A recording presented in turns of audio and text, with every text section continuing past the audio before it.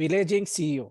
Okay, हम बहुत सारे सीईओ के बारे में जानते हैं, चीफ एग्जीक्यूटिव ऑफिसर ना, किसी भी बिजनेस को जो हेड करते हैं तो हम उनको नॉर्मली सीईओ के टर्मिनोलॉजी से हम लोग यूज करते हैं। यहाँ पे ये शब्द आप देख रहे हैं, विलेजिंग सीईओ।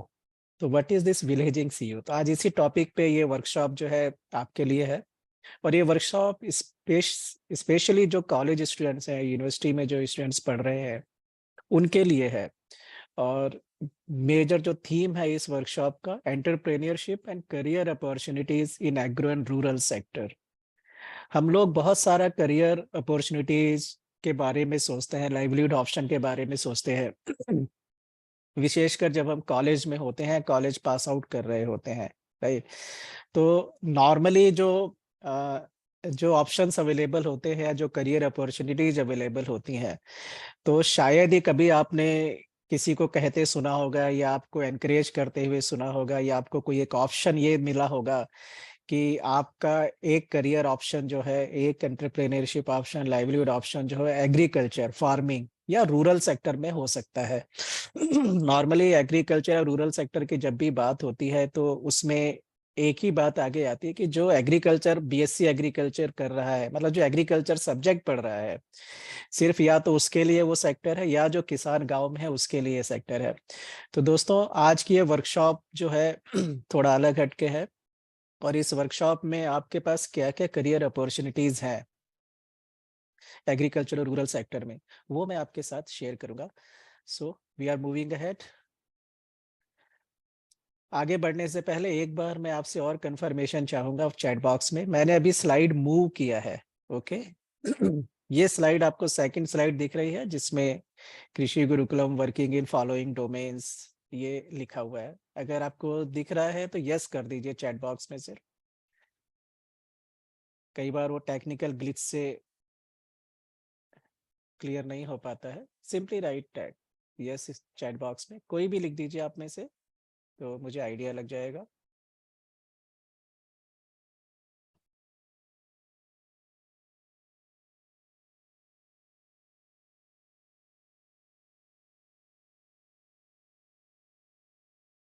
मैंने भी स्लाइड मूव की है, आपको दिख रही है सेकंड स्लाइड? चैट बॉक्स में कंफर्म कर दीजिए। ओके, बहुत फास्ट में ब्रीफ कर देता हूँ ऑर्गेनाइजेशन के बारे में। कृषि गुरुकुलम आप देख रहे हैं, नालंदा गुरुकुलम, सेफ है, ये तीनों ऑर्गेनाइजेशन है। और इन तीनों ऑर्गेनाइजेशन में हम लोग ये 5 डोमेन्स है जिसमें हम लोग काम करते हैं: एंटरप्रेन्योरशिप, लाइवलीहुड, एजुकेशन, इसके लिए health and environment, disaster risk reduction and sustainable development. बहुत ब्रीफ में मैं ऑर्गेनाइजेशन के बारे में आपसे शेयर करूंगा और धीरे धीरे हम लोग अपने मेन टॉपिक की तरफ बढ़ेंगे। मैंने जैसा आपको बोला, अभी जस्ट शेयर किया, मेरा नाम सौरभ गौतम है और पिछले 30 साल से मैं डिफरेंट डोमेन्स में जो है वो काम कर रहा हूँ, जिसमें कॉरपोरेट, बिजनेस, एक्सपोर्ट और सोशल एंटरप्रेन्योरशिप, ये सारे डोमेन है जिसमें हम लोग काम कर रहे हैं। और अभी जो कृषि गुरुकुलम पोर्टल जिस पे आपने वर्कशॉप ज्वाइन किया है उसमें लगभग 10,400 स्टूडेंट्स हैं। और ये संख्या डेली जो है ये बढ़ती है। 8 से अधिक स्टेट्स में फिजिकली हम लोग जो है काम कर रहे हैं। ये कुछ स्लाइड्स में शेयर कर रहा हूँ, जस्ट इसको मैं एक्सप्लेन नहीं करूंगा, आपको थोड़ा आइडिया लगेगा हमारे काम के बारे में। ठीक है, तो मेन जो टॉपिक है उस पे हम लोग डिस्कशन करेंगे। ये जो पास्ट में हमने काम किया उसके कुछ ग्लिम्सेज हैं, राइट।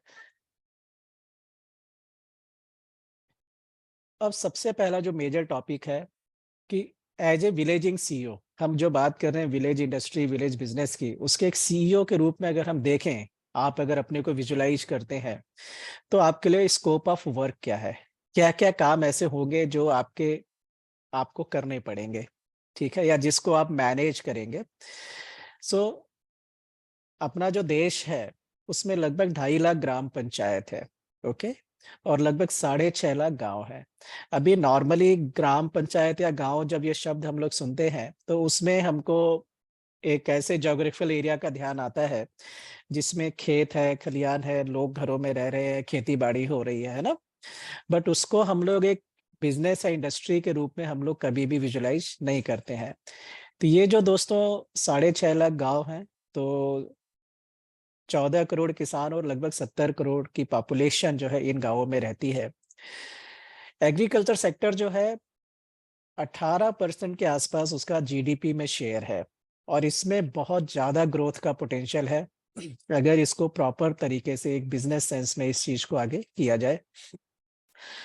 हर गांव जो है बिजनेस या एंटरप्राइजिंग हब है, और each farmer is an entrepreneur. Her farmer एक एंटरप्रेन्योर है। गांव में होता क्या है, गांव में बेसिकली आप देखेंगे कोई भी एक्टिविटी अगर गांव में हो रही है तो वो क्या है, वो सिर्फ और सिर्फ प्रोडक्शन है। ठीक है ना। किस चीज का प्रोडक्शन है, फूड प्रोडक्ट का प्रोडक्शन है।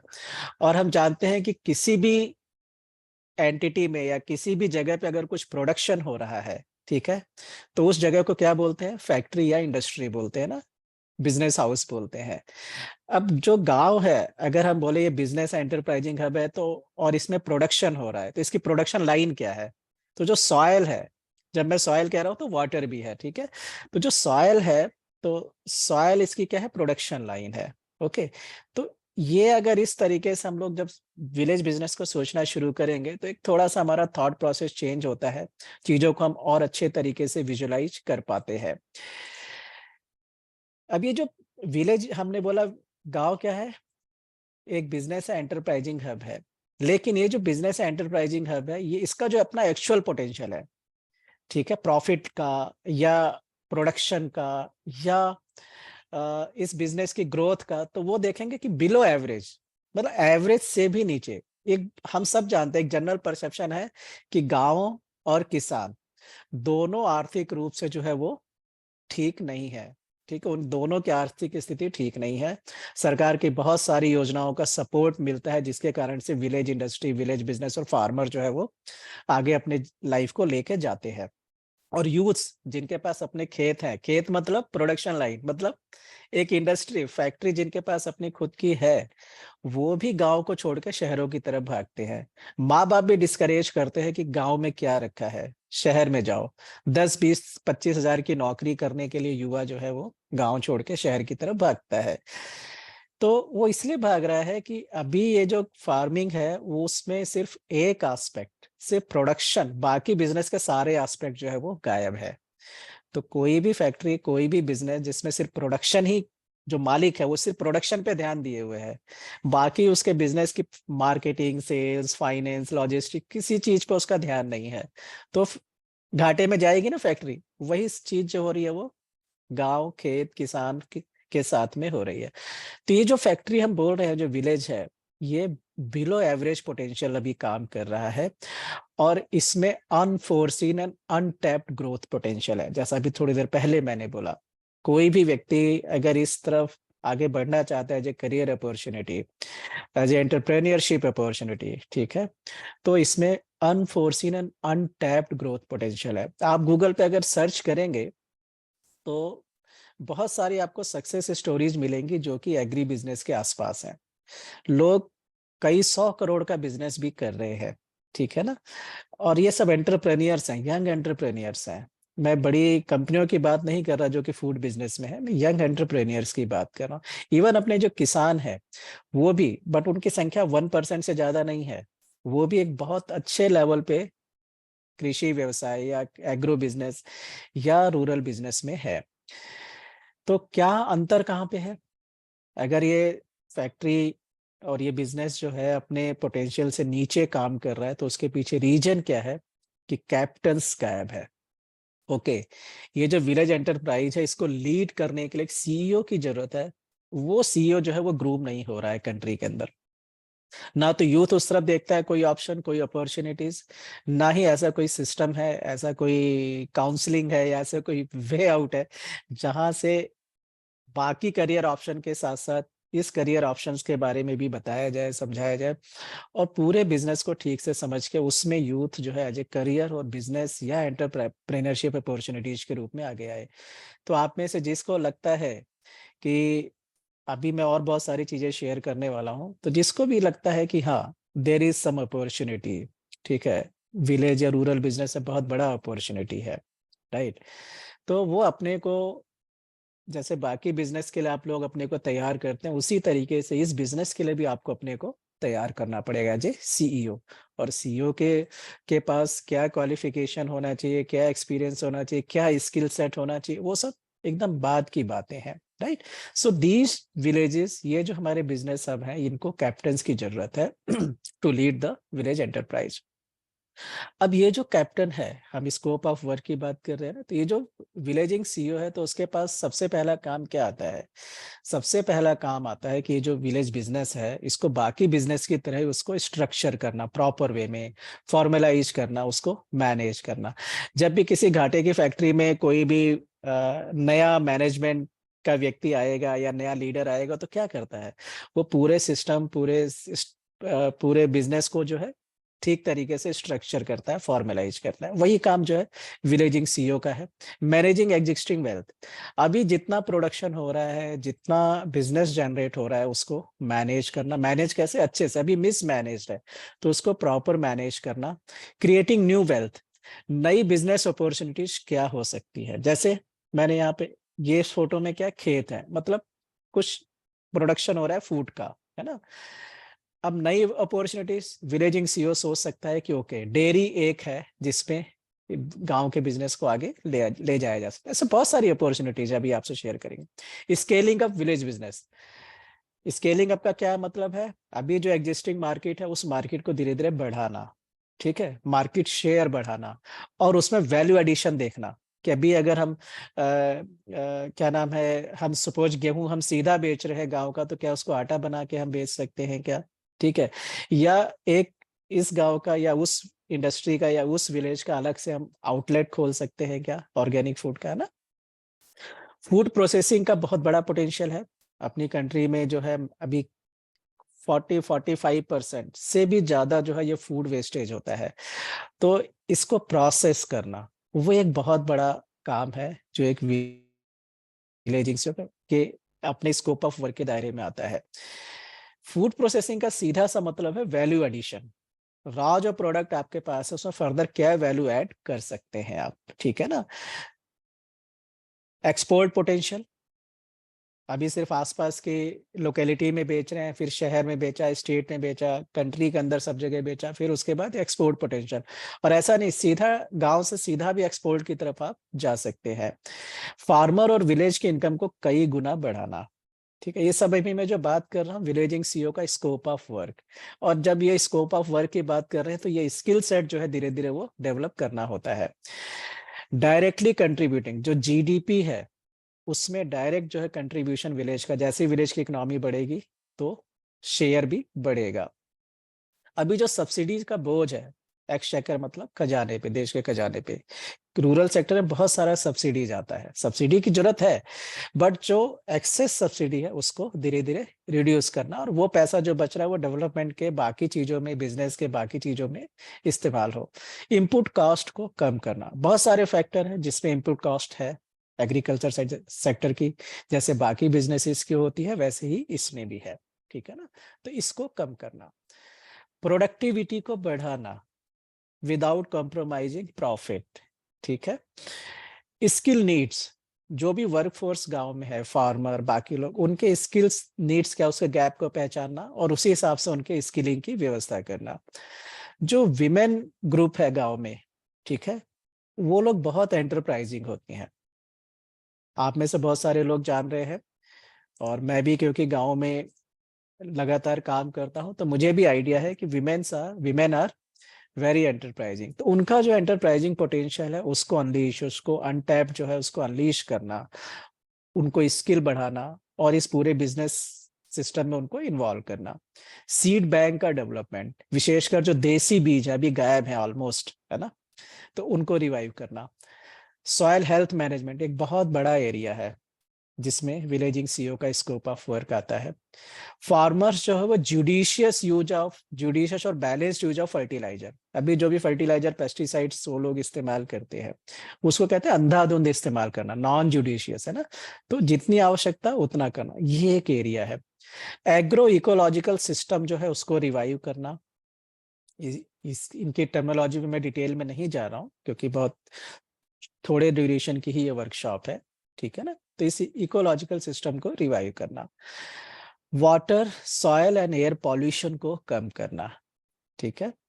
इंक्रीजिंग ग्राउंड वाटर टेबल, हम सब जानते हैं नीचे पानी जो है जमीन के नीचे लगातार कम होता जा रहा है, तो रिचार्जिंग है ना, उसके सारे सिस्टम जो है वो चैनलाइज करना। वाटर बॉडीज जो है उनका मैनेजमेंट, नेचुरल रिसोर्सेज का मैनेजमेंट, उनको रिवाइव करना जो भी वाटर बॉडीज खत्म हो चुकी हैं, राइट। क्लाइमेट स्मार्ट फार्मिंग से जो है जितने भी क्लाइमेट चेंज इश्यूज हैं, जो ग्लोबल वार्मिंग की जो बात हो रही है उसको एड्रेस करना। आप लोगों की जानकारी के लिए जितना भी global warming climate change issues हम लोग देखते हैं, ठीक है, तो जो डिफरेंट स्टडीज हुई हैं वर्ल्ड ओवर, तो उसमें एग्रीकल्चर सेक्टर का शेयर कितना है ग्लोबल वार्मिंग में? लगभग एक तिहाई, 33%, 32-33%, तो बहुत बड़ा शेयर है किसी एक ही सेक्टर का ना। तो क्लाइमेट स्मार्ट फार्मिंग से ग्लोबल वार्मिंग वाले इशू पे जो है उस पे काम करना। कार्बन फुटप्रिंट जो है एग्रीकल्चर सेक्टर का, उसको कम करना। जो हेल्थ इश्यूज अभी हैं, केमिकल और पेस्टिसाइड जो फूड में, उसके कारण जितनी भी हेल्थ प्रॉब्लम्स हो रही हैं, अभी जितनी बड़ी हेल्थ प्रॉब्लम हम देखते हैं, किसी भी आप बीमारी का नाम लीजिए, कहीं ना कहीं वो फूड चेन से लिंक्ड है। तो इन ये जो हेल्थ इश्यूज हैं उसको भी चेक करना, उस पर काम करना। लोगों को सेफ और न्यूट्रिशियस फूड जो है, सेफ मतलब जिसमें केमिकल्स नहीं है, पेस्टिसाइड नहीं है, पॉइजन नहीं है, ऐसा फूड जो है लोगों को प्रोवाइड करना। Green green and clean technology, उसका प्रोपेगेशन। अदर देन जो एग्रीकल्चर सेक्टर है, सभी लोग तो फार्मिंग में इन्वॉल्व नहीं होते हैं ना गांव में, तो बाकी जो यूथ्स है, बाकी जो पॉपुलेशन है, उनके स्किल गैप को पहचानना, अकॉर्डिंगली जो है उनके स्किल की व्यवस्था करना। Effective implementation of government schemes and projects, ये भी एक बहुत बड़ा एरिया है जिसमें सीधा विलेजिंग सीईओ का रोल आता है, ठीक है। सरकार की योजनाएं तो बहुत है गांव के डेवलपमेंट के लिए, बिजनेस डेवलपमेंट के लिए, बट उनका सही वो सारी योजनाएं जमीन पे पहुंचे, एक ये काम है। लेटेस्ट टेक्नोलॉजी और ट्रेडिशनल स्किल फार्मर्स के, ये दोनों के बीच में कन्वर्जेंस करना, ठीक है। माल न्यूट्रिशन इश्यूज, अभी आप लोग सर्च करिए गूगल पे, एनीमिया मुक्त भारत, आप ये जब सर्च करेंगे तो आप देखेंगे वो डेटा जो है वो एकदम परेशान कर देता है। 60%, 70% पॉपुलेशन जो कंट्री की है अलग अलग स्टेट्स में, 50% पॉपुलेशन माल नरिश्ड है, ठीक है, एनीमिक है। तो इतनी बड़ी पॉपुलेशन अगर एनीमिक है, तो जो फ्यूचर है कंट्री का वो स्टेक पे है। और विशेषकर जो रूरल वीमेन है, एडल्ट्स एंड गर्ल्स है, प्रेग्नेंट वीमेन है, तो इसका भी जो रास्ता है वो एग्रीकल्चर में ही है, न्यूट्रिशन गार्डन से, right. Quality education rural schools में, तो आप देखेंगे कि ये कुछ एरिया है। अब ये सारे काम ऐसा नहीं कि आपको हर काम में अलग अलग कंसंट्रेट करना है, जब आप काम करना जब शुरू करेंगे, ठीक है, तो आप देखेंगे कि आप सिर्फ बिजनेस कर रहे हैं। ऐसा कुछ नहीं कि आपको कार्बन फुटप्रिंट कम करना है, तो फिर पॉल्यूशन कम करना है, वाटर टेबल बढ़ाना है, इनपुट कॉस्ट का, नथिंग। अगर आप जो बिजनेस है उसको अगर ठीक से मैनेज करते हैं, तो ये जितने भी काम है, ठीक है, ये सारे के सारे काम जो है वो ऑटोमेटिकली हो सकते हैं, इनको अलग से करने की जरूरत नहीं होती है। Just a moment.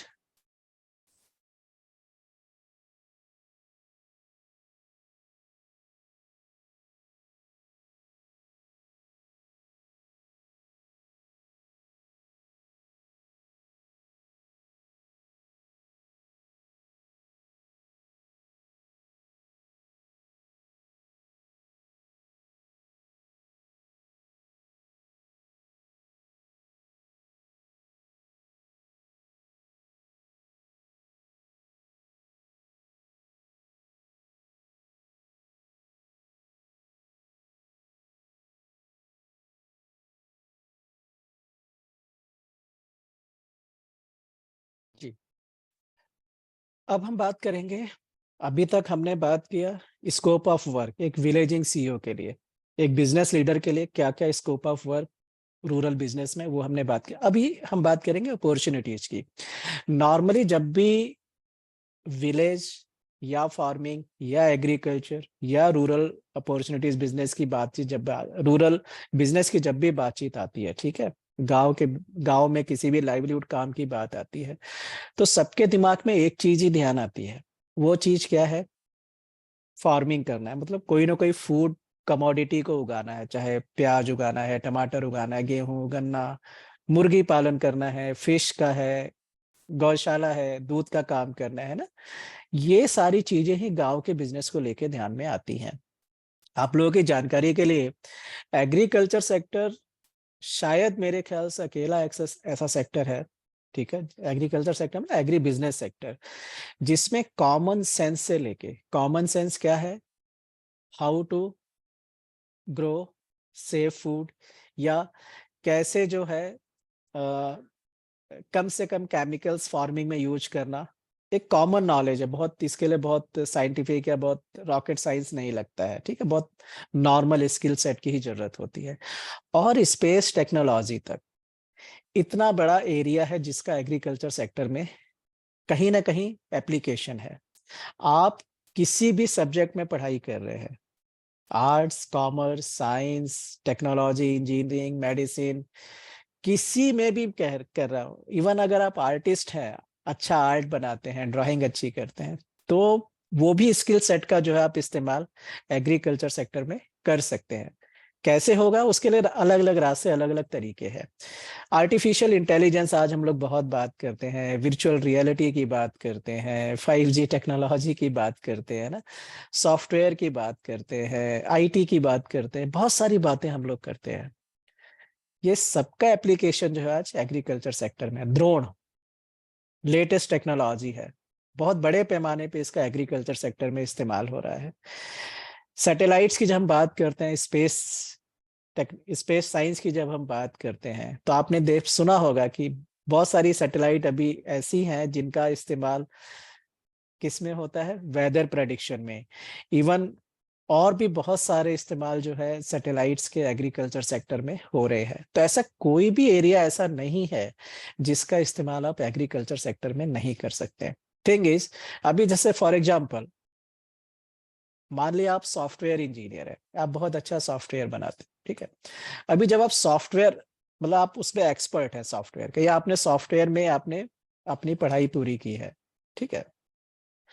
अभी सॉफ्टवेयर है तो आप देखेंगे कि बड़ी बड़ी जो कंपनियां हैं सॉफ्टवेयर सेक्टर की, आप वहां पे काम के लिए आप ट्राई करते हैं, या कुछ समय के बाद, या पढ़ाई पूरी करने के तुरंत बाद अपनी कोई छोटी सी आप कंपनी, अपना स्टार्टअप शुरू करते हैं। अब जब सॉफ्टवेयर में है तो आप बहुत सारे सॉफ्टवेयर बनाते हैं, वो सॉफ्टवेयर का एप्लीकेशन अलग अलग सेक्टर में होता है।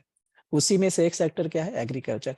लेकिन जब आप अगर एग्री बिजनेस में आप फोकस करेंगे, तो फिर आप जो आपका जो स्किल सेट है वो पूरे का पूरा आप एग्रो रूरल बिजनेस में उस स्किल सेट को, वो सॉफ्टवेयर अपना आपका स्किल सेट जो है उसको आप इस्तेमाल करेंगे, right. So what are the opportunities? इसको हम अगर डिवाइड करें, एग्री बिजनेस में जो अपॉर्चुनिटीज अवेलेबल है, तो आप देखेंगे 4 हिस्सों में हम लोग डिवाइड कर सकते हैं। पहला, इनपुट बिजनेस, प्रोडक्शन आइटम, जो कुछ भी गांव में जो प्रोडक्शन हो रहा है उसमें जो भी इनपुट लग रहा है, बीज, खाद, पानी, टेक्नोलॉजी, प्रोसेसिंग, वट जो कुछ भी, लॉजिस्टिक्स, उसमें आप आ सकते हैं। वो एक एरिया है, ठीक है। दूसरा एरिया, फूड कमोडिटीज, जो नॉर्मली हम लोग समझते हैं, रॉ या प्रोसेस, टमाटर कच्चा या टमाटर का पूरी बना के, या उसका सॉस या केचप, जो वट एवर इट इज, है ना, तो पाउडर फॉर्म में। तो कमोडिटीज में आप सिर्फ कमोडिटी में है। तीसरा है एग्रीकल्चर सर्विसेज। एग्रीकल्चर सर्विसेज का बहुत बड़ा एरिया है, drone, software, logistics, skill set, बहुत कुछ, कोल्ड स्टोरेज। सो एक बहुत बड़ा एरिया जो एग्रीकल्चर सर्विसेज का है। टेक्नोलॉजी, हाई एंड टेक्नोलॉजी अभी एग्रीकल्चर सेक्टर में यूज हो रही है, IoT devices, internet of things, ये सब भी इस्तेमाल हो रहा है। तो ये 4 मेजर एरिया में आप डिवाइड कर सकते हैं, और इसमें जहां भी आपका इंटरेस्ट है वहां से आप काम को शुरू कर सकते हैं। अगर मैं पोटेंशियल की बात करता हूं, अगर सिर्फ और सिर्फ हम लोग कमोडिटी, ठीक है, ये जो फूड कमोडिटी है, अगर सीधा इसी की अगर हम बात करें, और 500 एकड़ का लैंड बैंक अगर है, किसी भी गांव में या किसी भी हिस्से में।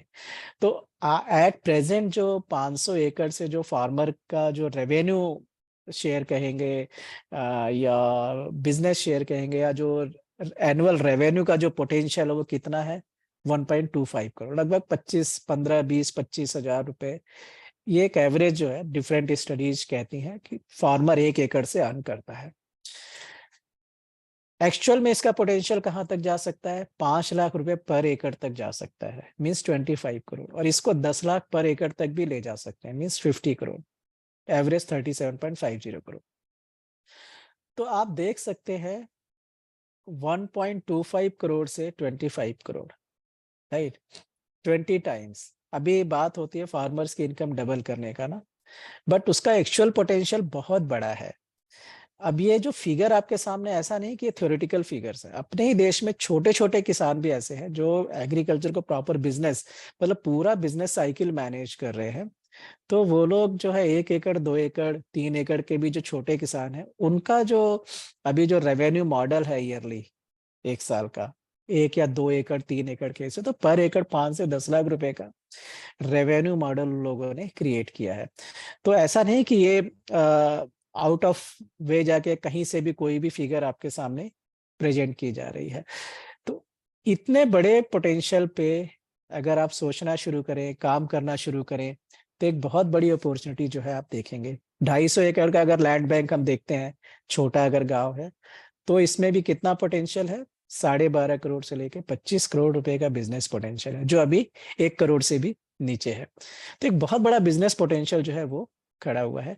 अगर आप सिर्फ मार्केटिंग ही करते हैं कमोडिटी की, ठीक है, एग्रो प्रोडक्ट्स की, और 1000 कस्टमर का आपके पास बेस है, डेडिकेटेड 1000 कस्टमर का बेस है, जो हर महीने आपसे सामान लेते हैं, और 2000 रुपए पर कस्टमर अगर आपसे सामान खरीदता है, एवरेज 2000 रुपए का भी, तो 20 लाख रुपए मंथली का आपका ये रेवेन्यू मॉडल होता है, बिजनेस मॉडल होता है। एनुअल देखेंगे तो 2.5 करोड़ रुपए का।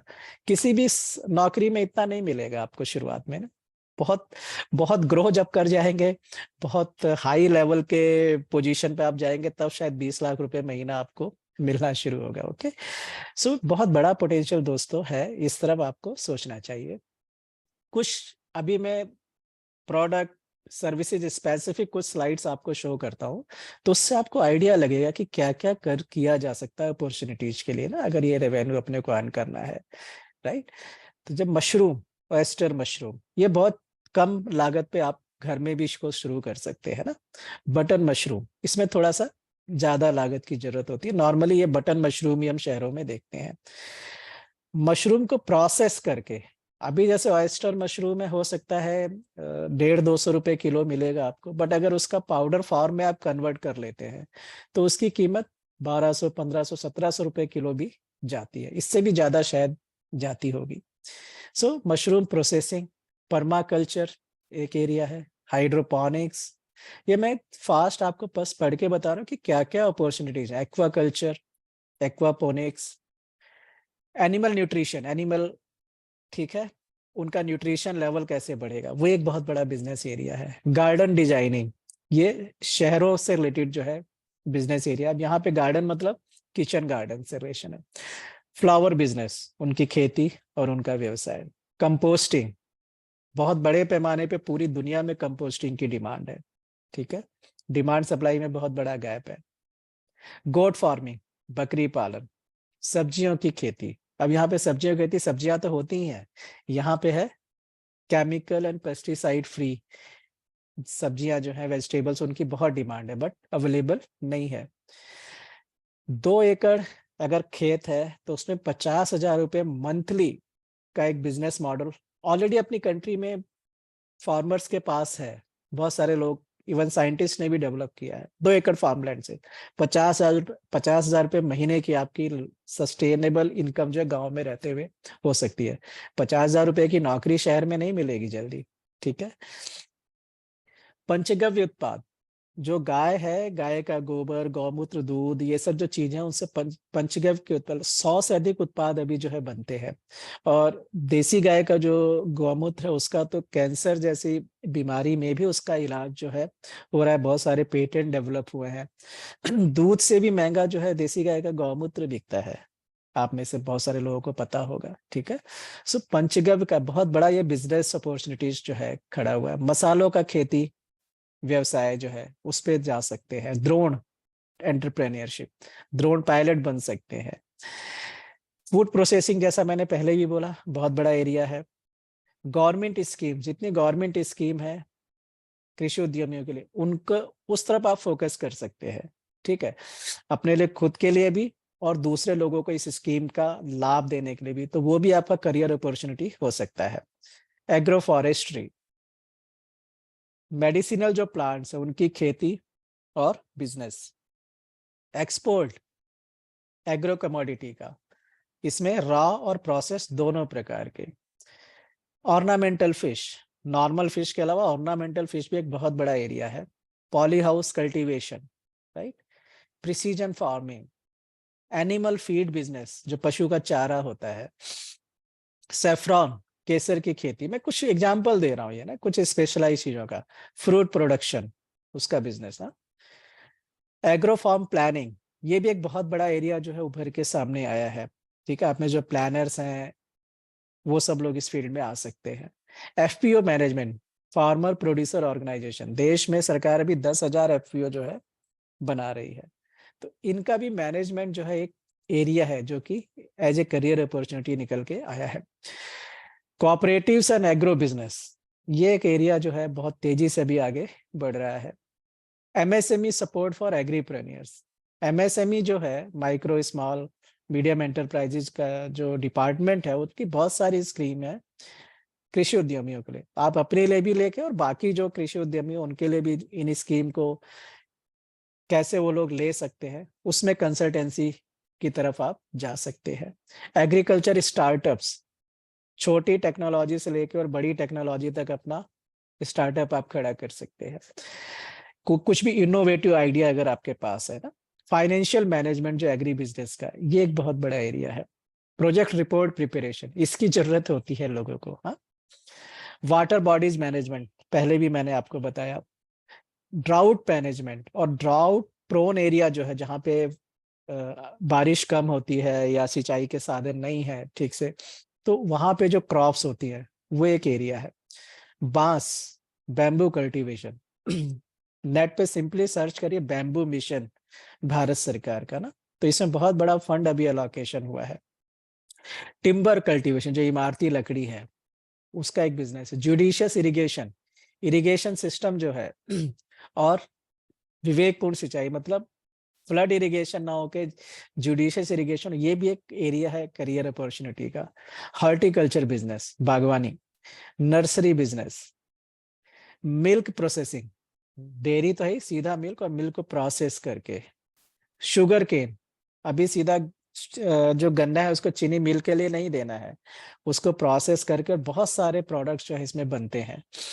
फूड प्रोसेसिंग प्लांट, अगर आप टेक्नोक्रेट है, टेक्नोलॉजी में है, तो फूड प्रोसेसिंग प्लांट लगा भी सकते हैं और इसकी मशीनरी की तरफ आप सोच सकते हैं। पैकेजिंग, एक बहुत बड़ा एरिया है एग्रो बिजनेस में। Quality assurance in agro business, how to increase shelf life naturally, जो शेल्फ लाइफ है फूड प्रोडक्ट की बिना उसमें केमिकल डाले कैसे नेचुरली हम बढ़ा सकते हैं, ये एक एरिया है। नैनो एग्रो एंटरप्राइजेस, छोटी छोटी, विशेषकर ये महिलाओं के लिए ना, अभी भारत सरकार का लखपति दीदी एक प्रोग्राम जो है अनाउंस हुआ है वो यही है, nano agro enterprise. Skill development in agri business, बहुत बड़ा एरिया है। वन डिस्ट्रिक्ट वन प्रोडक्ट, इसको आप सर्च करिए। अभी भारत सरकार ने हर डिस्ट्रिक्ट के लिए 1 या 2 प्रोडक्ट ईयर मार्क किए हैं, जिसपे मेजर फोकस जो है वो जिले में होना है, और उसको वहां ग्रो करने से लेकर एक्सपोर्ट तक उस प्रोडक्ट को लेके जाना, तो गवर्नमेंट का सपोर्ट इसमें मिलता है। ड्रैगन फ्रूट बहुत आपने सुना होगा, ठीक है, मैंने कुछ एग्जांपल दिया, ऐसा नहीं सिर्फ ड्रैगन फ्रूट की खेती करना है आपने। रीपैकेजिंग एग्रो बिजनेस, आप प्रोडक्शन नहीं करके ऑलरेडी जो प्रोडक्शन हो रहा है उसको अपनी ब्रांडिंग, अपना नाम से रीपैकेज करके मार्केटिंग कर सकते हैं। न्यूट्रिशन गार्डन, पोषण वाटिका। लॉजिस्टिक्स मैनेजमेंट एग्री बिजनेस में। कुटीर उद्योग, नैनो एंटरप्राइज से थोड़ा सा आगे बढ़ के, है ना। केवीआईसी की साइट पे जाएंगे आप, खादी विलेज इंडस्ट्रीज कारपोरेशन, तो इनके बारे में आपको डिटेल्स मिलेगी। Jam and jelly production, tomato processing, turmeric processing, अदरक उसका प्रोसेसिंग, लहसुन का, गार्लिक का processing, onion processing, oil business, self help groups का मैनेजमेंट। 1 करोड़ से ज्यादा सेल्फ हेल्प ग्रुप कंट्री में है, उनका मैनेजमेंट भी एक बड़ा एरिया है। मिलेट, अभी भारत सरकार मिलेट ईयर जो है सेलिब्रेट कर रही है, पूरी दुनिया को मिलेट्स जो है वो ऑफर किया गया है। बहुत बड़ा एरिया, ये सिर्फ मिलेट्स इंडिया में ही मोस्टली होते हैं ना। उसकी मिलेट नॉर्मल और उसकी फिर प्रोसेसिंग, बहुत सारे आइटम्स मिलेट से बनते हैं, सुपर फूड है मिलेट। माइनर फॉरेस्ट प्रोड्यूस, जो फॉरेस्ट एरिया, आपने जो अगर फॉरेस्ट एरिया में रह भी रहा है नहीं भी रह रहा है, तो बहुत सारे फॉरेस्ट प्रोड्यूस हैं जिनका सीधा या प्रोसेस करके बड़ा बिजनेस किया जा सकता है। हनी प्रोसेसिंग, एक हनी बिजनेस है, ऐसी हनी को प्रोसेस आप कर सकते हैं further. Fish farming normal, poultry का हमने बात किया, डेयरी, बी कीपिंग मधुमक्खी पालन, urban farming, terrace farming, kitchen gardening, soil testing and soil health management, organic compost and pest controllers बनाना, फार्मर्स को सिखाना, स्टीविया, नेचुरल शुगर जो बोलते हैं, ready to eat food business, बहुत बड़ा एरिया है। बेकरी, राइट, ऑनलाइन मार्केटिंग, जो बैरन लैंड है मतलब बंजर भूमि जो है उसको उपजाऊ बनाना, ये एक बहुत बड़ा एरिया, बहुत सारा एरिया बंजर पड़ा हुआ है उसको रिक्लेम करना। Natural farming, climate smart farming, technology, use of technology in farming, rural tourism, village tourism, बहुत बड़ा एरिया अभी निकल के ये सामने आया है, बहुत पोटेंशियल है इसमें बिजनेस का। Rural and agri business management, integrated farming, multi layer farming. Okay, तो ये मैंने कुछ एग्जाम्पल आपके सामने जो है वो शेयर किए कि क्या क्या अपॉर्चुनिटीज आपके पास है, इनमें से किसी भी तरफ आप आगे बढ़ सकते हैं एक सिस्टमेटिक वे में। अब मेथोडोलॉजी, क्या तरीका है ईडीपी डेवलपमेंट का फॉर कॉलेज स्टूडेंट्स, वो मैं आपके साथ शेयर करता हूँ। कृषि गुरुकुलम कैसे आपको हेल्पफुल हो सकता है। तो जो मेथोडोलॉजी हम लोग जो अडॉप्ट करते हैं कॉलेज स्टूडेंट्स के लिए, उसमें पहला क्या है, एनरोलमेंट रजिस्ट्रेशन। जैसे अभी आपने आज वर्कशॉप के लिए रजिस्ट्रेशन किया है, तो ये वर्कशॉप के बाद आपको एक लिंक हम शेयर करेंगे, उससे आप कृषि गुरुकुलम प्लेटफॉर्म पे जो रिसोर्सेज आपके लिए अवेलेबल है, फ्री रिसोर्सेज, उनको आप एक्सेस कर सकते हैं। तो रजिस्ट्रेशन के बाद क्या है, 5 days फाउंडेशन प्रोग्राम, ये 5 दिन का फाउंडेशन प्रोग्राम है। इसमें आप बेसिक्स जो है, इसको अवेयरनेस जिसको बोलेंगे ना, वो आप रूरल बिजनेस के बारे में जानते हैं, जो फंडामेंटल चीजें हैं। तीसरा स्टेप फिर क्या होगा आपका, तीसरा स्टेप होगा पहला एनरोलमेंट रजिस्ट्रेशन कृषि गुरुकुलम पे, फिर 5 दिन का आपका फाउंडेशन प्रोग्राम। ठीक है, फाउंडेशन प्रोग्राम के बाद जब आपका थोड़ा इंटरेस्ट क्रिएट होता है कि हाँ ये एक एरिया जिसमें हम आगे बढ़ सकते हैं, तो उसके बाद जो है career interest assessment, psychometric test. ठीक है, कि अभी आपके दिमाग में बहुत कुछ होगा अपने को लेके, बट एआई एनेबल्ड टूल से हम लोग जो है यूथ्स का, एक तो करियर इंटरेस्ट, कि आपका इंटरेस्ट एरिया क्या क्या है, आपकी करियर बास्केट क्या क्या, किस किस करियर में आप जा सकते हैं, तो साइकोमेट्रिक टेस्ट आपका एक होता है। इस ये होने के बाद आपको जब मालूम हुआ कि ये पर्टिकुलर एरिया, सपोज आपका सॉफ्टवेयर निकल के आता है कि सॉफ्टवेयर में आप बहुत अच्छा कर सकते हैं, ठीक है, बट सेक्टर कौन सा सुना है, एग्रीकल्चर, राइट। तो फिर 8 वीक का आपका बेसिक कोर्स जो है एस्पायरिंग एंटरप्रेन्योर्स के लिए, 8 वीक्स का, ये चौथा स्टेप है। ये चौथा स्टेप कंप्लीट करने के बाद फिर नेक्स्ट लेवल का आपका entrepreneur personality and aptitude assessment, कि आप में से वो लोग कौन है जो जॉब में जाने लायक है और वो लोग कौन है जो एंटरप्रेन्योरशिप में जाने लायक है। तो जिसको समझ में आता है, जिसका ये टेस्ट होने के बाद समझ में आता है कि वो एंटरप्रेन्योर उद्यमी बन सकते हैं, संभावनाएं हैं, ठीक है, तो ये जो यूथ्स हैं उनको फिर हम लोग 24 वीक्स के इंक्यूबेशन प्रोग्राम में हम लोग उनको इंडक्ट करते हैं, जिसमें skill and employability development programme linkages for others. तो यहाँ पे 5वें स्टेज के बाद 2 प्रकार के ग्रुप हो गए, एक जो एंटरप्रेन्योर्स हैं उनके लिए इंक्यूबेशन प्रोग्राम, जो एंटरप्रेन्योर्स जिनको एंटरप्रेन्योर नहीं बनना है उनके लिए अदर जो स्किल और एम्प्लॉयबिलिटी डेवलपमेंट प्रोग्राम है, ठीक है। बहुत सारे सरकार की स्कीम्स है, उनसे उनको लिंकेज करवाना। और ये जितने भी प्रोग्राम्स हैं, फाउंडेशन हो गया, बेसिक प्रोग्राम हो गया, इंक्यूबेशन प्रोग्राम हो गया, इसके लिए आपको अपनी पढ़ाई जो है उसका नुकसान नहीं करना है, आपकी क्लासेस कॉलेज उसका कोई भी नुकसान नहीं करना है। ये सारी इंटरवेंशन क्या है, ऑनलाइन है, जो मैंने यहाँ पे 6 तक बताया। इवन टेस्ट भी आपका साइकोमेट्रिक टेस्ट है, ये भी ऑनलाइन है। रिजल्ट भी आपको ऑनलाइन ही मिल जाता है। 1 से 2 घंटा डेली आपने 24 घंटे में से डिवोट करना है। Compromise, no compromise to study, self based programme, ठीक है। वीडियो सेशंस हैं, आप अपनी स्पीड से पढ़ सकते हैं। किसी दिन 2 घंटे हैं, किसी दिन बिल्कुल समय नहीं है, किसी दिन 4 घंटे आपके पास हैं, आप अपनी स्पीड से पढ़ सकते हैं। और वीकली क्वेश्चन आंसर सेशन में जो है एक्सपर्ट से कनेक्ट हो सकते हैं अगर आपके कुछ डाउट्स हैं। तो 4 टियर कैपेसिटी बिल्डिंग जिसको बोलेंगे विलेजिंग सीओ की, पहला 5 डेज का जो मैंने बताया वो लेवल 0 अवेयरनेस यहाँ पे।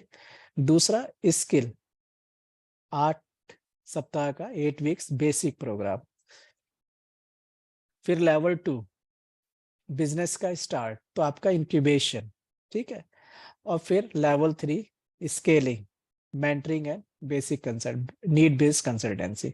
ऐसे 4 लेवल पे आपको धीरे धीरे अपने को ग्रूम करना होता है। ये इट इज नॉट कि एक बार आप सीखेंगे और कर लेंगे, स्टेप बाय स्टेप ही आपको आगे जाना पड़ेगा।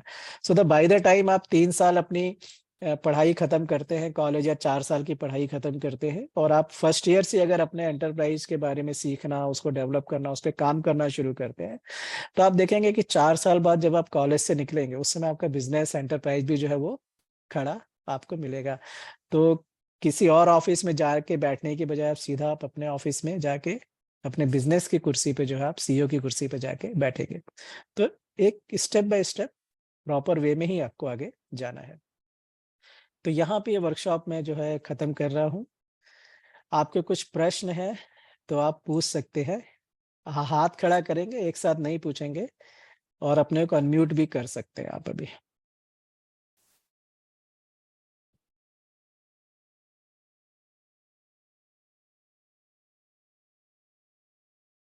ये वर्कशॉप के बाद जो है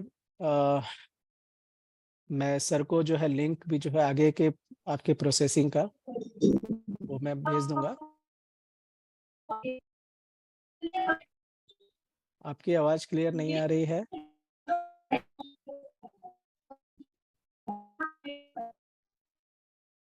आप चैट बॉक्स में भी लिख सकते हैं अपने प्रश्न को, आवाज क्लियर नहीं है।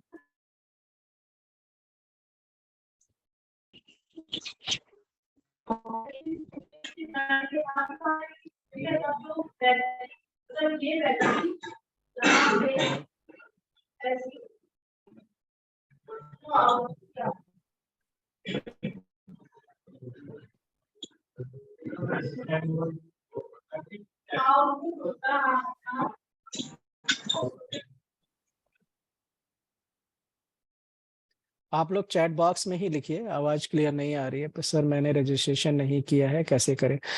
कोई बात नहीं, Mohammad Huzaifa, okay, don't worry.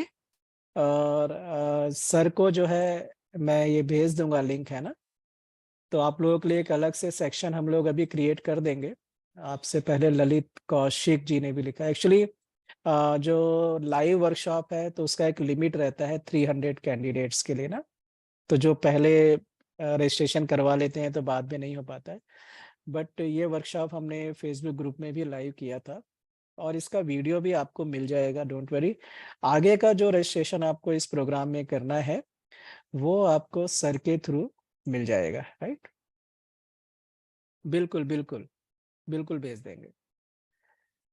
कोई और प्रश्न है आपका तो पूछ सकते हैं, अदरवाइज हम इस वर्कशॉप को यहाँ पे ब्रेक करेंगे।